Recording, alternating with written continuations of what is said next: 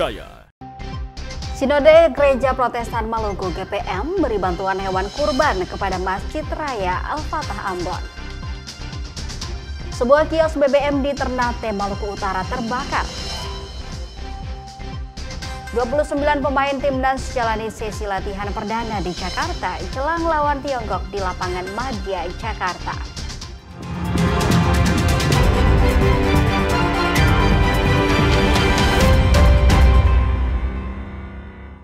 Selamat pagi dan apa kabar Anda saudara? Saatnya Anda menyaksikan Kompas News Ambon. Selain 3 informasi tadi, tim redaksi telah menyiapkan berbagai peristiwa menarik lainnya untuk menemani pagi Anda. Bersama saya Putri Utami, kita jelang Kompas News Ambon selengkapnya.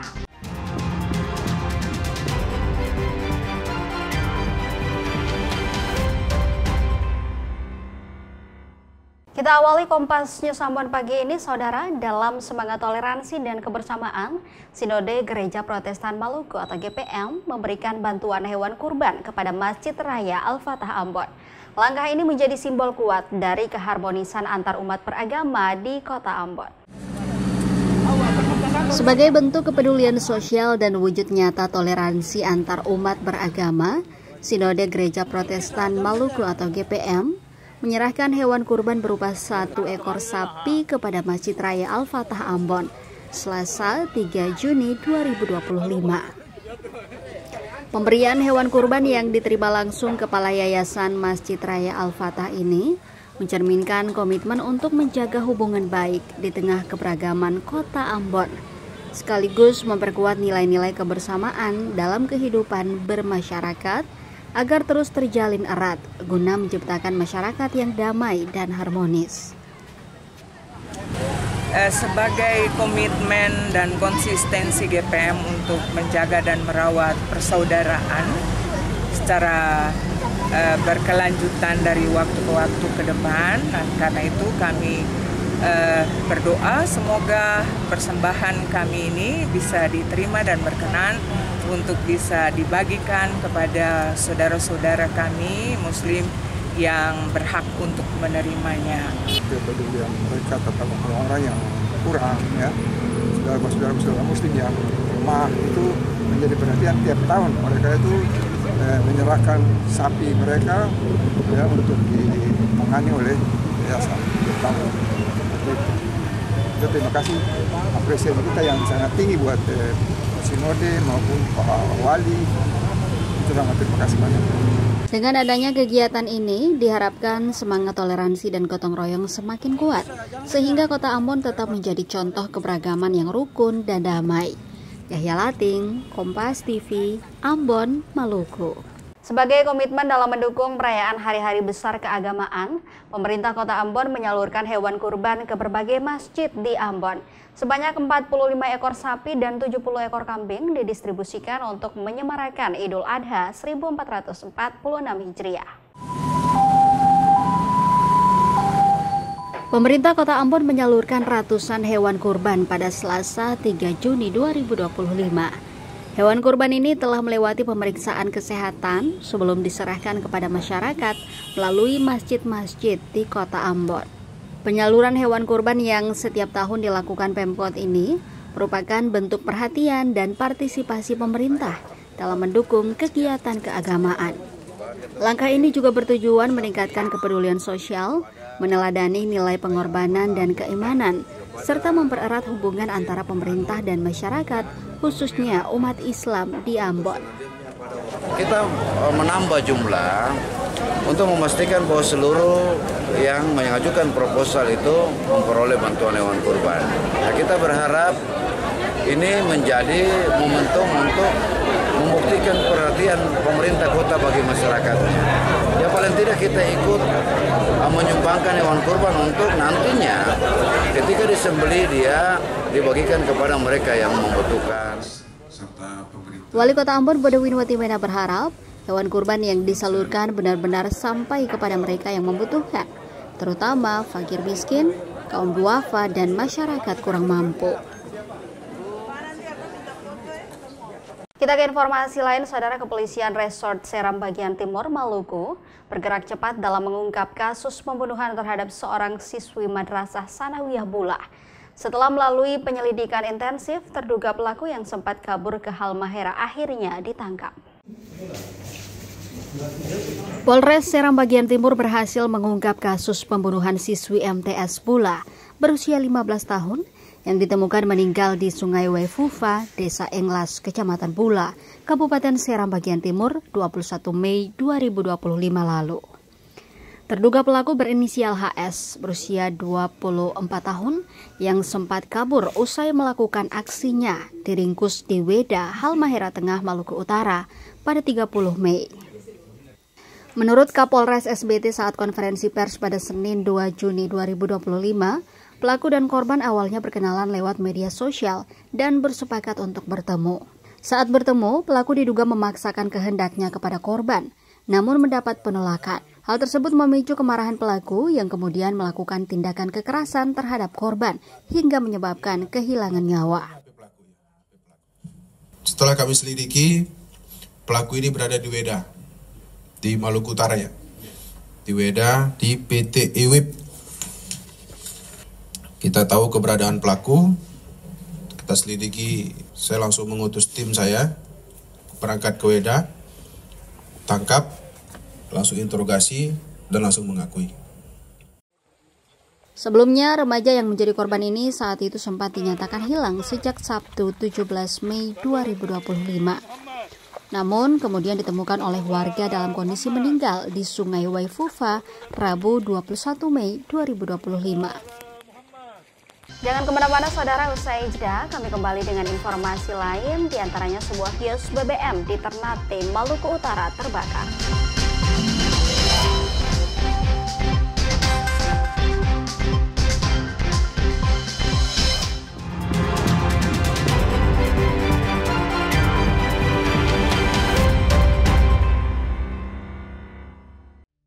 Menyapa Anda dengan berbagai informasi. Sebuah pohon besar tumbang dan menimpa rumah akibat hamparan sampah di tanggul kawasan Muara Angke. Menemani Anda saat rehat siang hari. Bali juga dikenal dengan aneka ragam kuliner khas yang dimilikinya. Kuliner ini selalu menjadi pilihan warga untuk makan bersama keluarga. Kira-kira seperti apa yang dinikmati? Sapa Indonesia Siang, Senin sampai Jumat, pukul 1 siang.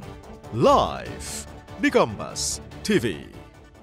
Halo saudara, selamat siang. Apa kabar Anda hari ini? Semoga selalu sehat dan tetap semangat. Manfaatkan siang Anda dengan memperluas khazanah informasi terkini. Sementara jembatan Kemang Pratama di Kota Bekasi, Jawa Barat ambles akibat banjir besar. Aktual dan terpercaya dari segala lini, dalam negeri hingga mancanegara. Ikuti Kompas Siang setiap hari pukul 11 siang live di Kompas TV. Mengisi ruang informasi Anda, sejumlah informasi sudah kami rangkum dalam program Kilas Kompas. Usah khawatir, tertinggal berita dan informasi terkini. Kilas Kompas akan menyajikan sejumlah informasi lainnya untuk Anda. Karena kami merangkum semuanya untuk Anda. Singkat, pohon tumbang menutup jalan utama. Padat, terpercaya. Tetaplah bersama kami di Kilas Kompas. Kilas Kompas, setiap hari pukul 11:30 malam. Live di Kompas TV.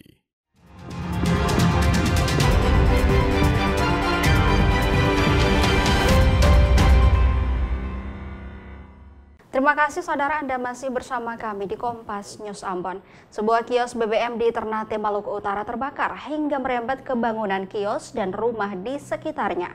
Tidak ada korban jiwa dalam peristiwa ini. Sebelum terjadi kebakaran, warga sempat mendengar suara ledakan hingga membuat panik dan berhamburan keluar rumah. Kios BBM tersebut berada di permukiman padat hingga api cepat menjalar menghanguskan sejumlah rumah warga. Api baru dapat dipadamkan setelah tim menerjunkan 30 personel dan 3 unit mobil pemadam ke lokasi. Tuan rumah saja, karena ini yang dong berkontrak terhadap. Oh gitu. Dia keadaan kan dia 24 jam, dia berjual. Habis kemarin, tiba-tiba dia ada ledakan di sini. Saya kaget dari belakang. Tapi dia seangkut di sini memang. Personil sekitar 30-an. 30-an ya. Kalau unit, kita kerahkan 3 unit. 3 unit. Dapat dapat laporan jam berapa tadi, Pak? Laporan tadi berkisar hampir setengah 6. Agus Supriyanto, Kompas TV, Kota Ternate, Maluku Utara. Saudara, Puskesmas Telaga Puncak, Kecamatan Telaga, Kabupaten Gorontalo rusak parah akibat diterjang longsor usai hujan deras yang terus mengguyur wilayah sekitar. Akibatnya sejumlah ruangan dan alat kesehatan rusak. Pelayanan kesehatan pun terpaksa dipindahkan ke lokasi yang lebih aman. Beginilah kondisi gedung Puskesmas Telaga Puncak yang berada di Desa Dulamayo Selatan, Kecamatan Telaga, Kabupaten Gorontalo, usai diterjang longsor pada Minggu 1 Juni 2025 malam kemarin. Longsor disertai pepohonan tumbang ini pun menghantam gedung Puskesmas hingga mengalami kerusakan yang cukup parah. Longsor ini terjadi usai hujan deras yang terus mengguyur wilayah sekitar. Kepala Puskesmas Telaga Puncak bilang, akibat longsor ini, sejumlah ruangan pelayanan dan perawatan rusak. Bahkan material longsor pun masuk ke dalam puskesmas. Tak sedikit alat kesehatan dan fasilitas lainnya juga ikut rusak dan tertimbun material longsor. Beruntung longsor yang menerjang puskesmas ini tidak menelan korban jiwa. Kini pelayanan kesehatan pun terpaksa dipindahkan ke lokasi yang lebih aman. Namun untuk kondisi darurat, pelayanan tetap dilakukan di selasar gedung puskesmas. Beberapa ruangan yang memang rusak total, yaitu ruangan klaster 2, itu ruangan Ibu Nifas, kemudian ruangan klaster 4 itu ruangan imunisasi, kemudian gudang barang, terus untuk di lantai 2 itu ruang aula, itu memang sudah retak. Ada beberapa barang yang sudah alkes yang memang sudah tertimbun, seperti bed ada 2, kemudian tiang impus, kemudian dengan wisir limbah, dan ada satu tempat penampungan sampah medis itu sudah memang rusak total. Tim SAR gabungan menemukan seorang pria yang sebelumnya dilaporkan melompat dari jembatan Teluk Kendari dalam kondisi meninggal dunia pada Selasa 3 Juni 2025 sekitar jam 6:30 waktu Indonesia Tengah. Korban ditemukan 600 meter arah timur laut di sekitar pesisir pantai dan kemudian jasadnya dievakuasi ke rumah duka. MA, pria berusia 22 tahun yang sebelumnya dilaporkan melompat dari jembatan Teluk Kendari, ditemukan dalam kondisi meninggal dunia pada Selasa 3 Juni 2025 sekitar jam 6 pagi. Korban ditemukan mengapung di pesisir pantai atau sekitar 600 meter dari awal korban dilaporkan melompat. Tim SAR gabungan yang menerima informasi penemuan korban langsung melakukan proses evakuasi jenazah. Kepala Kantor Pencarian dan Pertolongan Kendari, Amiruddin, mengatakan pihaknya mengerahkan segala sumber daya untuk melakukan operasi SAR terhadap satu orang yang diduga melompat di jembatan Teluk Kendari sejak Minggu 1 Juni 2025. Korban baru ditemukan di hari ketiga pencarian oleh warga yang sedang memancing di sekitar lokasi penemuan jasad korban. Usai ditemukan, jenazah korban kemudian diserahkan ke pihak keluarga untuk dilakukan proses pemakaman. Dengan ditemukannya korban, operasi SAR dinyatakan selesai dan ditutup. Seluruh unsur yang terlibat dikembalikan ke kesatuannya masing-masing. Kami menerima informasi dari OSC yang memimpin operasi di lapangan menginformasikan bahwa pada pukul 06.25 waktu Indonesia Tengah, korban berhasil ditemukan dalam kondisi Mac Delta, di mana lokasi penemuannya itu kurang lebih sekitar 609 meter dari di mana LKP duga korban melompat mengarah ke timur laut. 29 pemain timnas jalani sesi latihan perdana di Jakarta jelang lawan Tiongkok di lapangan Madia, Jakarta, usai jeda.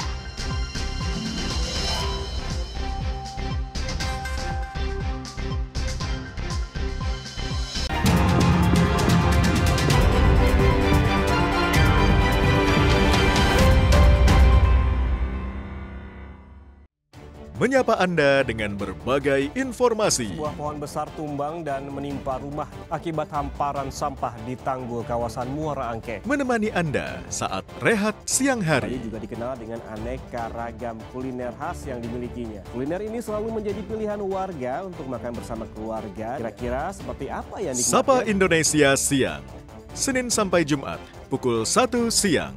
Live di Kompas TV.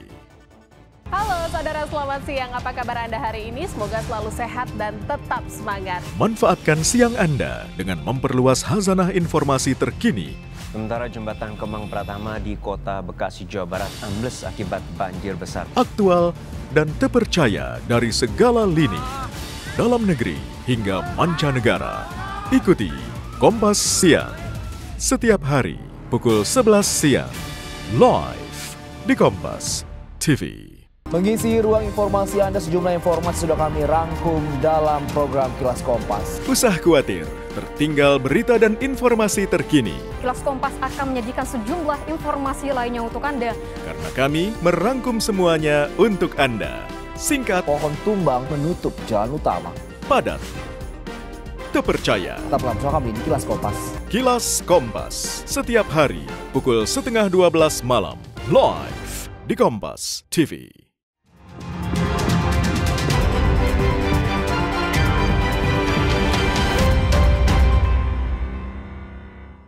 Anda kembali menyaksikan Kompas News Ambon, saudara. Kita ke informasi olahraga. Skuad tim nasional Tiongkok tiba di Jakarta pada Senin 2 Juni 2025 malam jelang laga melawan tim nasional Indonesia yang akan berlangsung pada Kamis 5 Juni 2025 mendatang. Skuad Garuda telah menyelesaikan pemusatan latihan di Bali selama hampir sepekan hingga 31 Mei lalu. Sebelum kembali ke Jakarta, para pemain menyapa penggemar yang menunggu di area salah satu hotel kawasan wisata Pantai Sanur. Panitia juga mengenakan udeng atau kepala khas pria Bali dan disambut gamelan tradisional serta 2 penari Bali sebagai tanda perpisahan. Pelatih timnas Patrick Kluivert dan beberapa pemain sempat diajak menari sebelum kembali ke Jakarta melalui Bandara Internasional I Gusti Ngurah Rai di Kabupaten Badung. Skuad Garuda akan bertemu Tiongkok pada 5 Juni nanti. Pelatih timnas Patrick Kluivert mengaku sudah menganalisis kekuatan lawan. Kluivert memastikan timnas akan bermain percaya diri dan mencoba mendominasi jalannya pertandingan. Kluivert bahkan memberi peringatan kepada Tiongkok untuk berhati-hati. Globally in big lines, I know how they play, but I think the most important thing is that how we are playing. They need to look at us. Because we are playing at home, we have to play dominant game, and they have to, be careful of us, and we of course don't need to underestimate our opponent, but I think that China needs to be aware what we bring to the table. Sementara Kapten Timnas Jai Ijes percaya diri menghadapi laga melawan Tiongkok. Menurutnya kehilangan sejumlah pemain kunci bukanlah masalah yang besar, terutama pergantian penjaga gawang yang kemungkinan akan diisi Emil Audero Mulyadi.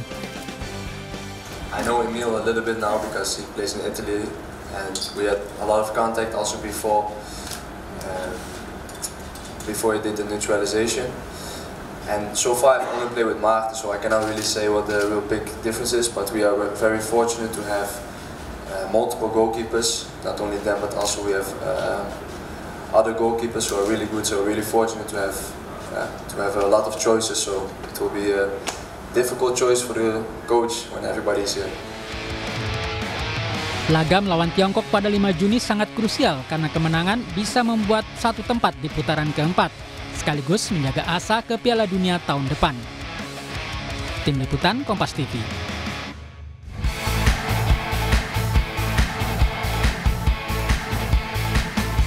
Sementara itu 29 pemain timnas jalani sesi latihan perdana di Jakarta jelang lawan Tiongkok di lapangan Madia Jakarta Senin 2 Juni 2025 sore.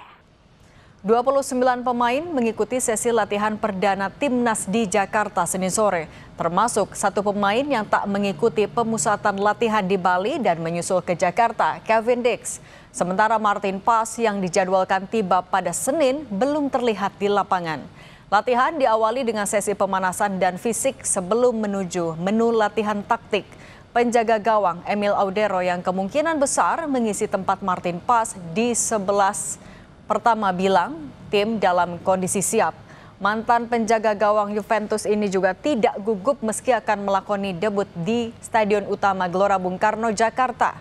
Persiapan dimulai lebih awal di Bali jadi sumber optimistis skuad Garuda untuk meraih kemenangan menghadapi Tiongkok.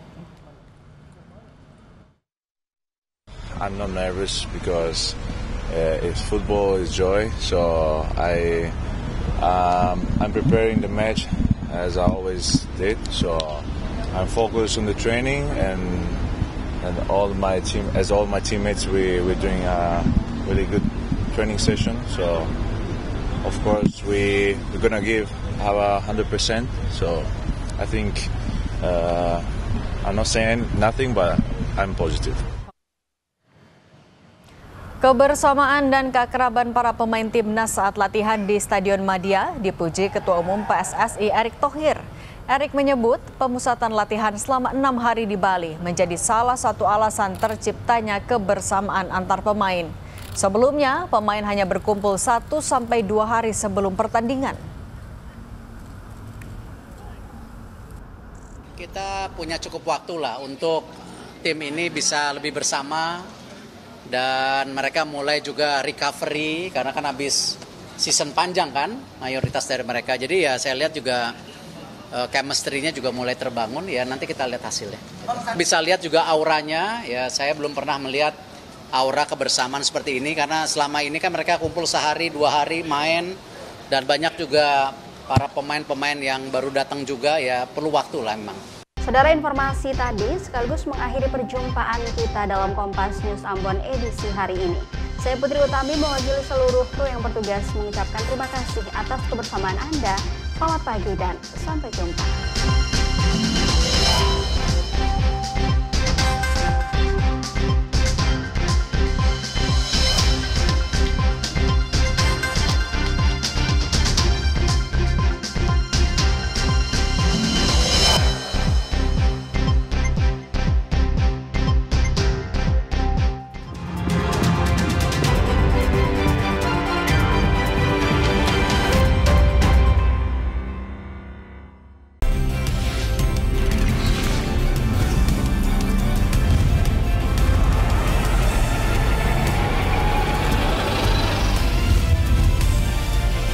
Kompas TV, independen, terpercaya.